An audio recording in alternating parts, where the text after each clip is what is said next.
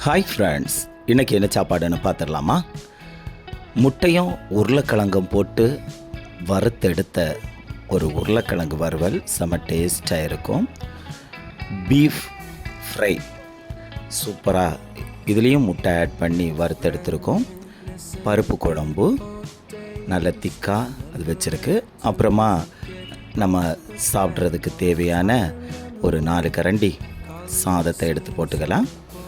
அதுக்கப்புறமா பீஃப் குழம்பு செம்ம டேஸ்ட்டாக ஹோட்டலில் வைக்கிறது மாதிரி வீட்டில் வச்சாச்சு. இப்போது நாம் எல்லாத்தையும் அடித்து குழச்சி தின்னிட வேண்டியது தான். இன்றைக்கி ஒரு இறைச்சி சாப்பாடு தான். பீஃப் ஃப்ரை, பீஃப் குழம்பு, உருளைக்கிழங்கு வறுவல், பருப்பு குழம்பு வச்சு ஒரு செமையான சாப்பாடு.